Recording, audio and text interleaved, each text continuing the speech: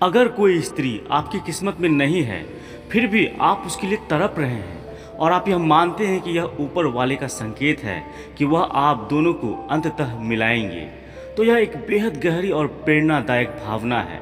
यह भावना प्रेम और विश्वास, धैर्य और आशा का प्रतीक है। इस विश्वास के साथ कि ऊपर वाला आपको उस स्त्री के साथ अवश्य मिलाएगा, आप अपनी भावनाओं को शब्दों में व्यक्त कर सकते हैं।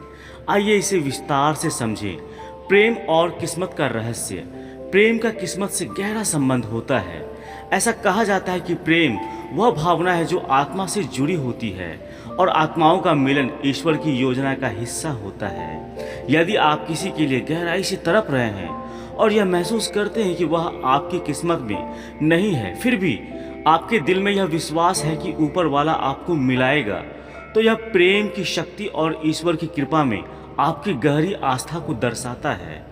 किस्मत से परे प्रेम। प्रेम एक ऐसी ताकत है जो किस्मत को भी बदल सकती है।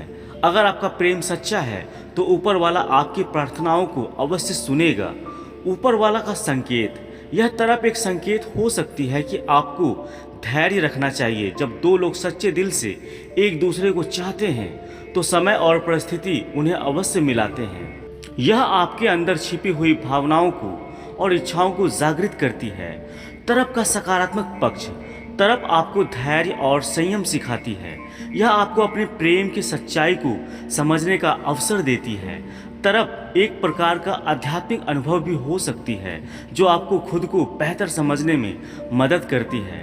तरफ और विश्वास। यदि आप तड़पते हुए भी ऊपर वाले पर विश्वास बनाए रखते हैं तो यह आपकी आस्था को और भी गहरा बनाता है। यह विश्वास दिलाता है कि कोई शक्ति है जो आपकी भावनाओं को समझ रही है। ऊपर वाले का संकेत। दो आत्माओं का मिलन। यदि आप महसूस करते हैं कि ऊपर वाला आपको मिलाएगा तो इसका मतलब है कि आप अपने प्रेम में ईश्वर की योजना को देख रहे हैं। ईश्वर की योजना पर विश्वास। जीवन में हर एक चीज का एक समय होता है। यदि वह स्त्री आपकी किस्मत में नहीं है तो भी ईश्वर के पास उसे आपकी जिंदगी में लाने का एक तरीका हो सकता है।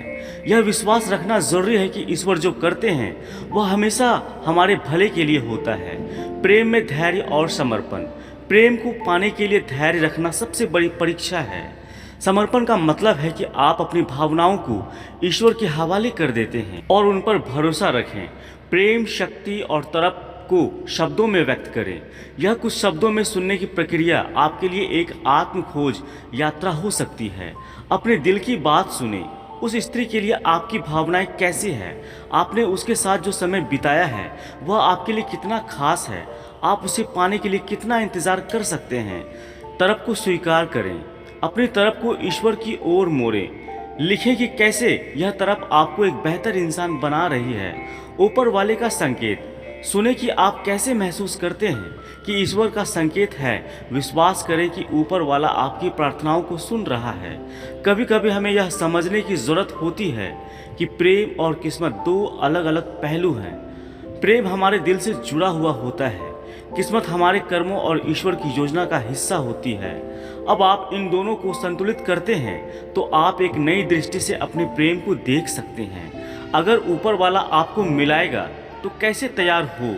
आप इस विश्वास के साथ जी रहे हैं कि वह स्त्री आपकी ज़िंदगी में वापस आएगी तो आपको खुद को तैयार करना होगा। अपने व्यक्तित्व को निखारें। कभी कभी अच्छा होने में समय लगता है। सच्चा प्रेम वह है जो बिना शर्त के होता है। कुछ शब्द सुनने का मतलब यह नहीं है कि आपको केवल शब्द गिनने हैं। इसका उद्देश्य यह है कि आप अपनी भावनाओं को गहराई से महसूस करें और उन्हें अपने दिल पर उतारें। सुनने का लाभ। यह आपको अपने दिल की बात समझने में मदद करेगा, आपके भीतर की उलझनों को सुलझाएगा, आपको मानसिक शांति देगा। अपनी भावनाओं को वर्णन करें। ईश्वर से अपने रिश्ते के बारे में सुने। अपने सपनों और उम्मीदों को व्यक्त करें। उस व्यक्ति के प्रति आपकी भावनाएं। क्या वह व्यक्ति आपकी तरफ से वाकिफ है? क्या आपने कभी उसे अपने दिल की बात बताई है? अगर वह व्यक्ति आपकी जिंदगी में नहीं आता तो आप क्या करेंगे? ऊपर वाले का संदेश। संकेत आपको निर्भर बनाने का संदेश दे रहा है। क्या यह आपके लिए एक सबक है कि किसी और पर निर्भर रहने के बजाय आपको खुद के साथ खुश रहना सीखना चाहिए? तरफ को समझें और इसे स्वीकार करें। स्वयं से सवाल पूछें, क्या यह मेरे लिए सही है? क्या मैं खुद के साथ न्याय कर रहा हूँ? खुद से प्यार करना सीखें। तड़प का एक बड़ा कारण यह हो सकता है कि आप अपनी खुशी को किसी और से जोड़कर देख रहे हैं, लेकिन वास्तविकता यह है कि आत्मसंतोष और खुशी आपके भीतर से आती है।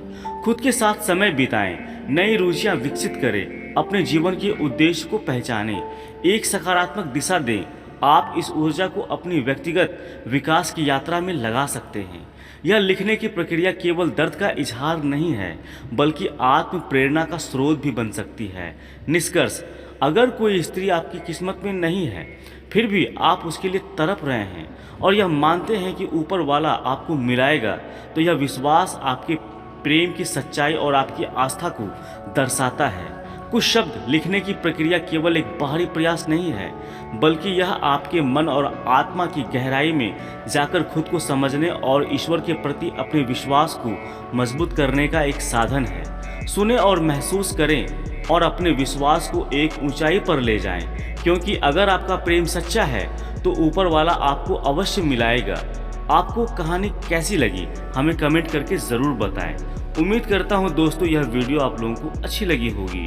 अगर वीडियो अच्छी लगी है तो कृपया हमारे चैनल को सब्सक्राइब कर दें और वीडियो को लाइक कर दें। अभी के लिए इतना ही दोस्तों, मिलते हैं अगली वीडियो में। तब तक खुश रहें और मुस्कुराते रहें। जय श्री कृष्ण, राधे राधे।